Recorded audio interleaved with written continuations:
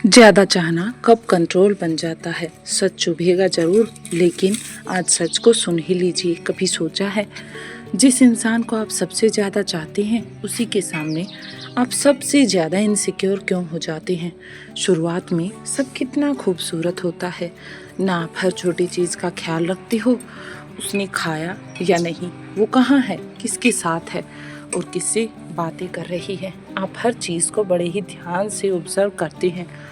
आपको लगता है मैं केयर कर रहा हूँ, लेकिन धीरे धीरे वही केयर कभी कभी सवाल बनने लगती है, शक पैदा करने लगती है, और वही शक एक दिन कंट्रोल बन जाता है। और सबसे खतरनाक बात पता क्या है, आपको पता भी नहीं चलता कि कब आपने प्यार करना छोड़ा और कब आप उसे हैंडल करने लगे। आप कहते हैं मैं बस चाहता हूँ वो सेफ रहे, मैं बस चाहता हूँ वो मुझे इग्नोर ना करे और वो सिर्फ मेरी बनकर रहे। और यही वो पॉइंट है जहाँ धीरे धीरे प्यार कंट्रोल में बदलने लगता है। अब आप इमेजिन करो, एक लड़की जो पहले हर बात शेयर करती थी, हर छोटी चीज़ आपको कॉल पर बताती थी, आपके बिना रह नहीं पाती थी, लेकिन आज वो रिप्लाई लेट करती है, कॉल्स को अवॉइड करती है और कभी कभी बिना बताए गायब भी हो जाती है। आपका दिमाग क्या बोलता है, कोई और आ गया, अब उसे मेरी वैल्यू नहीं, मुझे कुछ करना पड़ेगा। और फिर आप क्या करते हैं, उसका फ़ोन चेक करने की कोशिश, उसकी ऑनलाइन एक्टिविटी को ट्रैक और बार बार पूछना कहाँ थी, किसके साथ थी, कहाँ पर गई। आपको लगता है मैं उसे खोना नहीं चाहता, लेकिन सच तो ये है कि आप उसे खोने के डर से उसे खुद से दूर धकेल रहे हैं, उसके बारे में कुछ ज़्यादा ही सोच रहे हैं। जिस चीज़ को हम सबसे ज़्यादा पकड़ कर रखते हैं वही चीज़ हमारे हाथों से सबसे जल्दी निकल जाती है। आखिर ऐसा क्यों होता है? क्योंकि प्यार हमेशा फ्रीडम चाहता है और कंट्रोल डर से पैदा होता है। और जहाँ डर वहाँ ट्रस्ट नहीं होता, और जहाँ ट्रस्ट नहीं वहाँ रिलेशनशिप सिर्फ दिखावा बन जाता है। अब एक छोटा सा सवाल है, अगर कोई आपसे हर 10 मिनट में पूछे तुम कहाँ हो, तुमने रिप्लाई क्यों नहीं किया, तुम किससे बात कर रही हो, तो आपको कैसा लगेगा? आपको धीरे धीरे उस व्यक्ति से सफोकेशन फील होने लगेगी। बस वही फीलिंग सामने वाला भी महसूस करता है, लेकिन फर्क बस इतना है कि अगर इसे प्यार का नाम देते हो और वो इसे प्रेशर मानने लगता है। कई लोग यहाँ सबसे बड़ी गलती करते हैं, उन्हें लगता है अगर मैं उसे ज़्यादा अटेंशन दूंगा, ज़्यादा केयर करूंगा, तो वो मुझे कभी छोड़कर नहीं जाएगी। लेकिन रियलिटी उल्टी है, जितना आप किसी को पकड़ने की कोशिश करेंगे उतना ही वो निकलने की कोशिश करेगा, क्योंकि इंसान प्यार में रहना चाहता है, कैद में नहीं। और यहाँ एक डेंजरस पैटर्न शुरू होता है, आप कंट्रोल करते हो, वो दूर जाता है, वो दूर जाता है, आप और कंट्रोल करते हो, और फिर एक दिन ऐसा आता है जब वो पूरी तरह से दूर चला जाता है और आप बैठकर सोचते रह जाते हो, मैंने तो सिर्फ प्यार किया था, फिर वो गया क्यों? यही वो जगह है जहां आपको सच का सामना करना पड़ेगा कि हर केयर प्यार नहीं होती, हर कंसर्न हेल्दी नहीं होता, और हर अटैचमेंट सच्चा नहीं होता। कभी कभी आपका ज़्यादा चाहना आपकी इनसिक्योरिटी का प्रूफ भी बन जाता है। तो अब सवाल ये नहीं कि आप कितना प्यार करते हो, सवाल ये है कि आप उस प्यार को कितने अच्छे से निभा रही हो। क्या आपका प्यार उसे फ्री महसूस करवाता है? आप सफोकेट फील करते हैं? क्या वो आपके साथ खुद बन सकता है या उसे हर वक्त एक्ट करना पड़ता है? क्या वो आपके पास आना चाहता है या आप उसे रोक कर रखते हैं? इस वीडियो में हम ये समझेंगे वो 3 साइन जिनसे पता चलता है कि आपका प्यार अब कंट्रोल बन चुका है, वो मिस्टेक जो 90% लोग अननोइंगली करते हैं, और सबसे इम्पोर्टेंट बात, कैसे आप अपने प्यार को अपनी तरफ खींच सकते हैं, पावरफुल बना सकते हैं, वो भी बिना कंट्रोल के। क्योंकि याद रखना, जो रिलेशनशिप कंट्रोल से चलता है वो ज़्यादा दिन टिकता नहीं है। और जो फ्रीडम से चलता है उसे कोई तोड़ नहीं सकता है। तो अगर सच में आप किसी को खोना नहीं चाहते तो पहले ये समझना बहुत ज़रूरी है कि कहीं आपका प्यार ही आपसे दूर तो नहीं हो रहा। अब शुरू करते हैं पहला सच, जो आपको शायद पसंद ना आए। पहला सच है, कंट्रोल की शुरुआत कहाँ से होती है। सबसे बड़ा इल्यूजन क्या है पता है? लोग सोचते हैं कि कंट्रोल की शुरुआत दूसरे इंसान से होती है, लेकिन सच ये है कि कंट्रोल की शुरुआत हमेशा आपके अंदर से होती है, और वो भी इनसिक्योरिटी और फियर से और पास्ट एक्सपीरियंसेस से। आप पहले किसी रिलेशनशिप में हर्ट हो चुके हैं, आपको इग्नोर किया गया है या फिर चीट किया गया है। अब क्या होगा? आप अगली बार एक्स्ट्रा केयरफुल हो जाएंगे, हर छोटी चीज़ को ऑब्जर्व करेंगे, हर चेंज को ओवर थिंक करेंगे। आप बोलेंगे मैं बस अलर्ट हूँ, लेकिन रियलिटी तो कुछ और ही है। आप ऑलरेडी डर के स्टेट में जी रहे हैं, और यही डर धीरे धीरे सामने वाले के लिए कंट्रोल बन जाता है। कैसे? चलो स्टेप बाय स्टेप इस बात को समझते हैं। पहला स्टेप है जहाँ फियर ऑफ लॉसिंग, यानी कि खोने का डर। आपको लगता है अगर मैंने इसे लॉस कर दिया, खो दिया, तो ये भी चला जाएगा, और बस इसी डर से आप उसे बार बार चेक करते हैं, उसकी हर एक्टिविटी को नोट करते हैं, उसकी हर अटेंशन डिमांड करते हैं। आपको लगता है मैं बस इसे खोना नहीं चाहता, और इसके लिए मैं इसकी हर बात को ध्यान रखना चाहता हूँ। लेकिन सामने वाला क्या फील करता है, आप ये सोचना भूल जाते हैं। वो फील करता है कि मुझे ट्रस्ट नहीं किया जा रहा। दूसरा स्टेप है ओवर थिंकिंग, यानी कि अजम्पशन। वो 2 घंटे रिप्लाई नहीं करता। आपका दिमाग क्या करता है? सोचता है वो बिजी होगा, नहीं, बल्कि आपका दिमाग सोचता है वो किसी और से बात कर रहा होगा। हाँ, यानी आप फैक्ट से ज़्यादा स्टोरीज बना रहे हैं।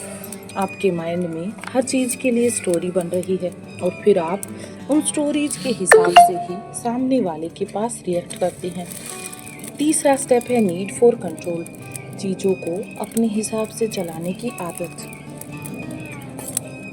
जब आप चाहते हो कि वो टाइम पर रिप्लाई करे, वो किससे बात करे ये आपको पता हो, वो कहाँ जाए ये आपको बता कर जाए, और धीरे धीरे आप उसे गाइड नहीं कंट्रोल करने लगते हैं। और यही सबसे डेंजर मिस्टेक होती है। आप अपने कंट्रोल को केयर का नाम दे देते हो। आप बोलते हो मैं तुम्हारे लिए चिंतित हूँ, मैं बस कंसर्न में जी रहा हूँ। लेकिन क्या ये कंसर्न है? आप उसे बताते हैं कि मैं तो बस तुम्हें प्रोटेक्ट कर रहा हूँ, मैं बस चाहता हूँ तुम सेफ रहो। लेकिन अंदर से आप खुद को ही सेफ फील कराना चाहते हैं। एक छोटा सा रियल लाइफ एग्जाम्पल ध्यान से समझिए। एक लड़का था, शुरुआत में अपनी गर्लफ्रेंड का बहुत ख्याल रखता था। हर सुबह गुड मॉर्निंग, हर रात गुड नाइट, हर 2 घंटे में चेक। लड़की को अच्छा लगता था, लेकिन धीरे धीरे कहाँ हो, किसके साथ हो, इतनी देर रिप्लाई क्यों नहीं किया। जब ये सारे सवाल रोज आने लगे तो ये सवाल बढ़ने लगे। पहले ये सब कुछ उसे केयर लगता था, फिर हैबिट बना, और फिर धीरे धीरे प्रेशर बन गया। और एक दिन लड़की ने कहा मुझे स्पेस चाहिए। अब लड़का कंफ्यूज था, मैंने तो सिर्फ प्यार किया था, फिर वो दूर क्यों हो गई। सच तो ये है, उसे आपके प्यार से प्रॉब्लम नहीं थी, बल्कि उसे आपके कंट्रोल से प्रॉब्लम थी, जो उसे दिन रात मिल रहा था। एक बात याद रखो, प्यार में आप अट्रैक्ट करते हो, कंट्रोल में आप फोर्स करते हो। प्यार में सामने वाला खुद आता है, और कंट्रोल में आप उसे हर चीज़ के लिए रोकते हो। और जैसे ही किसी इंसान को ये फील होता है कि धीरे धीरे उसकी फ्रीडम छिन रही है, तो उसका माइंड ऑटोमेटिकली क्या करता है, धीरे धीरे उस व्यक्ति से डिस्टेंस क्रिएट करना शुरू कर देता है। क्योंकि ह्यूमन साइकोलॉजी सिंपल है, हम हर उस चीज़ की तरफ अट्रैक्ट होते हैं जहाँ फ्रीडम हो, और उस चीज़ से दूर भागते हैं जहाँ पर प्रेशर हो। तो यहाँ पर पहला सच क्लियर है, कंट्रोल कभी भी अचानक नहीं आता, वो धीरे धीरे ग्लो होता है। छोटे छोटे सवालों से, छोटे छोटे डाउट से अब खुद से एक सवाल पूछो, क्या आप सच में केयर कर रहे हो या सिर्फ अपने डर को सेटिस्फाई कर रहे हो? क्या आप उसे समझाने की कोशिश कर रहे हो या फिर आप धीरे धीरे उसे अपने हिसाब से चलाने में लगे हुए हो? क्योंकि अगर ये क्लियर नहीं हुआ तो आगे जो होगा वो और भी आपकी लाइफ में खतरनाक होगा। नेक्स्ट पार्ट में अब हम बात करने वाले हैं वो 3 क्लियर साइन जो बताते हैं कि आपका प्यार अब कंट्रोल बन चुका है और हो सकता है उनमें से 2 आप अभी भी कर रहे हो। अब हमारा जो नेक्स्ट पॉइंट है वो यही है कि जब आपका प्यार कंट्रोल बन चुका है, अब तक आपने समझ लिया कि कंट्रोल धीरे धीरे डेवलप होता है, लेकिन असली सवाल ये है कैसे पता चले कि आप ऑलरेडी उस लाइन को क्रॉस कर चुके हैं। क्योंकि यहाँ 90% लोग सबसे बड़ी गलती करते हैं। उन्हें लगता है कि वो अभी भी प्यार कर रहे हैं जबकि सामने वाला प्रेशर फील कर रहा होता है। तो चलो साफ साफ समझते हैं। पहला साइन है आप हर चीज़ जानना चाहते हो, मॉनिटर करना चाहते हो। प्यार में इंटरेस्ट होता है लेकिन कंट्रोल में ट्रैकिंग होती है। आप कहते हो मुझे बस जानना है तुम कहाँ हो, लेकिन अंदर से आप हर अपडेट चाहते हो, हर मोमेंट पर नज़र रखते हो और अगर कुछ मिस हो जाए तो इरिटेट हो जाती हो। वो 1 घंटे तक ऑनलाइन नहीं आई, अब क्या करते हो? लास्ट सीन चेक करते हो, स्टोरी चेक करते हो, म्यूचुअल चेकिंग करते हो और फिर जैसे ही वो आती है पूछते हो कहाँ थी, इतनी देर क्यों लगी? आपको लगता है कि ये सब कुछ नॉर्मल है, मैं तो उससे नॉर्मल ही बातें पूछ रहा हूँ, लेकिन सच तो ये है कि ये क्यूरियोसिटी नहीं है बल्कि ये कंट्रोल है। और सामने वाला क्या फील करता है? मुझे पर ट्रस्ट नहीं, मुझे रिपोर्ट करना पड़ रहा है और यहाँ से डिस्टेंस शुरू होता है। दूसरा साइन है आप उसके बिहेवियर को चेंज करने की कोशिश करते हैं।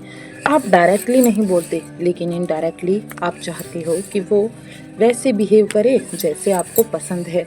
आप उसे अपने अकॉर्डिंग चलाना चाहते हो, वो वैसे बोले जैसे आपको अच्छा लगता है, वो वैसे जिए जैसे आपको कंफर्टेबल लगे। आप कहते हो मैं बस चाहता हूँ वो बेटर बने, लेकिन सच ये है कि आप चाहते हो कि वो आपके हिसाब से चले, आपके हिसाब से बेटर बने। उससे बात मत किया करो, ऐसे कपड़े मत पहना करो, इतना बाहर मत जाया करो।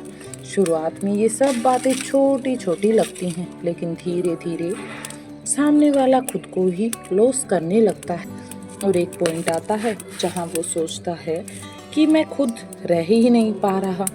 जैसे ही कोई इंसान ये फील करता है वो इमोशनली दूर होना शुरू कर देता है। तीसरा साइन है उसकी डिस्टेंस आपको एग्रेसिव बना देती है, वेरी इंटेंसिव टोन। ये सबसे डेंजर साइन होता है जब सामने वाला थोड़ा डिस्टेंस लेता है। आप काम नहीं होते, आप और ज़्यादा पुश करने लगते हैं। वो रिप्लाई लेट करता है तो आप तुरंत मैसेज भेजते हैं। आप 5 मैसेज भेजते हो, वो कॉल अवॉइड करता है, लेकिन आप कहाँ रुकने वाले हो? आप बार बार कॉल्स करते हो। आपको लगता है अगर मैं अभी नहीं पकड़ा तो वो चला जाएगा, लेकिन रियलिटी तो ये है कि आप जितना पकड़ने की कोशिश करते हो वो उतना ही दूर भागता है। डिस्टेंस को कंट्रोल से कभी भी सोल्व नहीं किया जा सकता, क्योंकि डिस्टेंस का रीजन ही कंट्रोल है और आप उसी कंट्रोल से उसे सोल्व करने की कोशिश कर रहे हैं। और यही सबसे पेनफुल पार्ट आता है। आप जितना ज़्यादा एफर्ट डालते हो उतना ही कम रिजल्ट निकलता है और आप चिंता में रहते हो आखिर ऐसा क्यों हो रहा है। और फिर आप सोचते हो मैं इतना करता हूँ फिर भी ये दूर जा रहा है, क्यों? क्योंकि आप एफर्ट नहीं प्रेशर डाल रहे हो। अब एक बार आप ऑनेस्टली सोचो, क्या आप हर चीज़ मॉनिटर करते हैं? क्या आप उसे चेंज करने की कोशिश करते हैं? क्या उसकी डिस्टेंस आपको और ज़्यादा डेस्परेट बना देती है? अगर आपका आंसर है हाँ, तो सच थोड़ा कड़वा है, लेकिन सच यही है, आपका प्यार अब कंट्रोल बन चुका है। लेकिन अच्छी बात ये है, ये एंड नहीं है, ये रियलाइजेशन है जो आपको हो चुका है। नेक्स्ट पॉइंट में हम इसी बारे में बात करने वाले हैं कि कैसे आप कंट्रोल को रिवर्स कर सकते हैं जिससे सामने वाला खुद आपकी तरफ अट्रैक्ट होना शुरू कर दे, वो भी बिना किसी फोर्स के। कंट्रोल को रिवर्स कैसे करें? अब तक आपने सच को देख लिया है कि फिर कंट्रोल कैसे शुरू होता है और कैसे वो रिलेशनशिप को धीरे धीरे ख़त्म कर देता है। लेकिन अब सबसे इम्पोर्टेंट सवाल पर आते हैं, अगर आप ऑलरेडी उस स्टेज पर हो तो क्या करें? क्या सब खत्म हो गया है? नहीं, कुछ खत्म नहीं हुआ है, लेकिन हाँ, जो माइंडसेट आपको यहाँ तक लाया है वो माइंडसेट आपको यहाँ से बाहर नहीं निकाल सकता। इसका मतलब है आपको स्ट्रेटजी नहीं, अपनी सोच बदलनी पड़ेगी।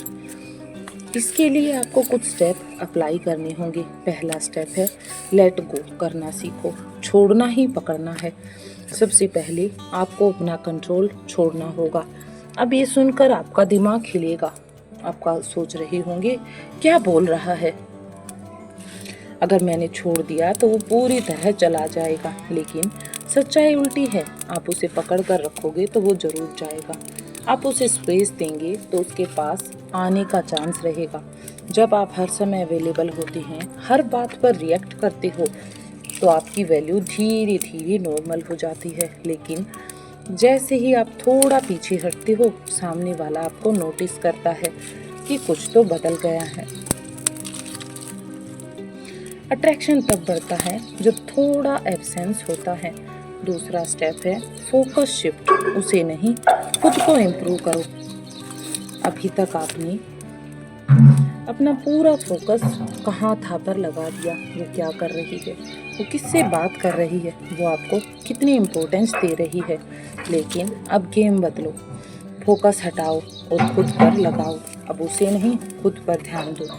अपनी पर्सनैलिटी पर काम करो, अपनी स्किल्स को इम्प्रूव करो और अपनी लाइफ को इंटरेस्टिंग बनाओ। आखिर क्यों?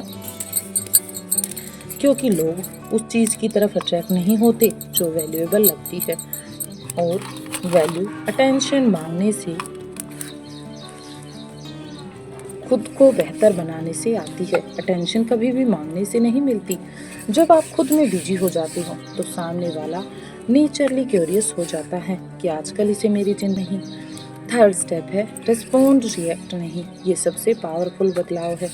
अभी आप रिएक्ट करते हो, वो लेट रिप्लाई करे तो आप इरिटेटेड हो जाते हो, वो कॉल ना उठाए आप फ्रस्ट्रेटेड हो जाते हो। लेकिन अब क्या करना है? रिएक्शन बंद कर दो और रिस्पॉन्स शुरू कर दो। डिफरेंस को समझो। रिएक्शन जब डेवलप होंगे तो इमोशन से ड्रिवन होगा, लेकिन अगर रिस्पॉन्स होंगे कंट्रोल से ड्रिवन नहीं होगा। वो 3 घंटे बाद रिप्लाई करे, पहले क्या करते थे, अब याद आई, इतनी देर कहाँ थी, अब क्या करना है। नॉर्मल रहो, काम रहो। क्यों? क्योंकि आपका बिहेवियर ही आपका लेवल दिखाता है कि हाँ, आप चेंज हो गए हैं।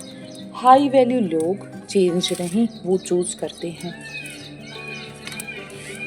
चौथा स्टेप है अटैचमेंट कम और प्रेजेंस ज़्यादा। आपकी प्रॉब्लम क्या थी? आप सबसे उससे अटैच हो गए थे, इतना कि आप उसकी हैप्पीनेस भी उसी पर डिपेंड हो गई थी। अब क्या करना है?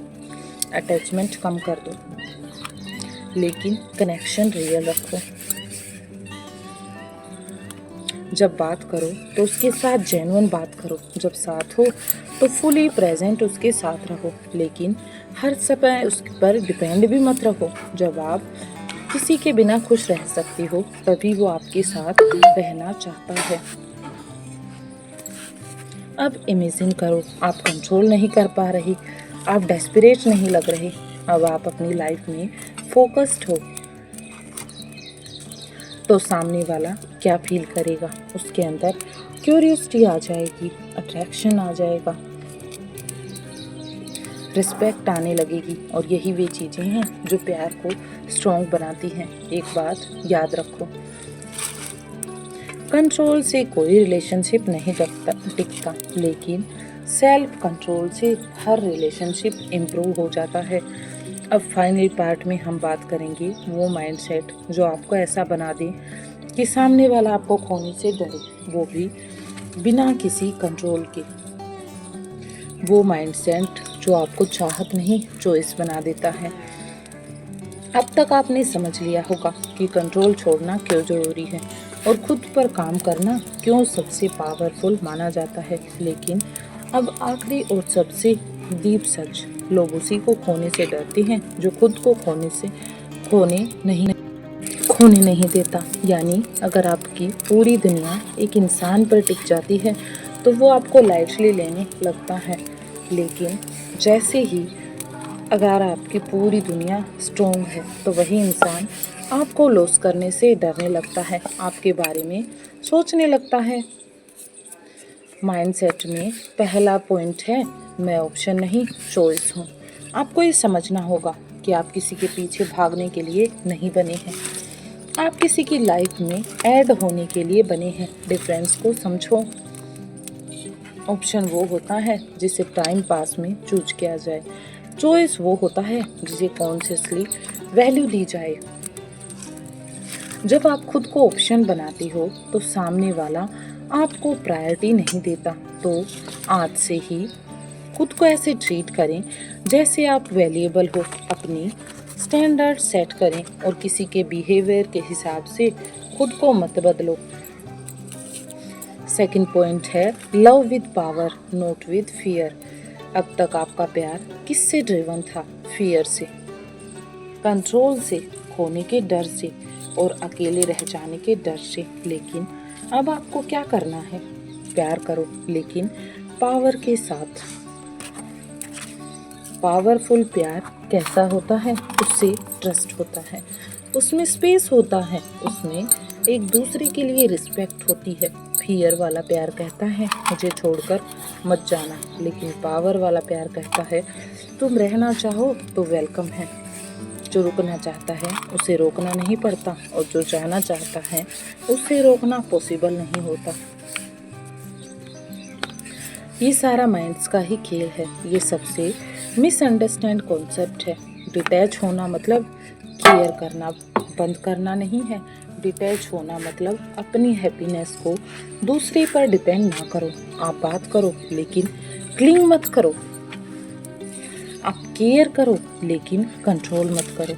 आप प्यार करो लेकिन खुद को इम्पोर्टेंस दो। जब आप इमोशनली इंडिपेंडेंट हो जाते हो तभी आप ट्रूली अट्रैक्टिव बनते हो। फोर्थ माइंडसेट है, रिस्पेक्ट फर्स्ट लव लेटर। एक बात हमेशा याद रखना, लोग पहले रिस्पेक्ट करते हैं और फिर प्यार करते हैं। अगर रिश्ते में रिस्पेक्ट चला जाए तो प्यार भी धीरे धीरे जेन्युइनली खत्म हो जाता है। तो आपको क्या करना है? खुद को चीप मत बनाओ, बार बार प्रूव मत करो और अपनी वैल्यू खुद गिराना बंद करो। आप जितना खुद को वैल्यू देंगे उतना ही सामने वाला आपको वैल्यू देगा।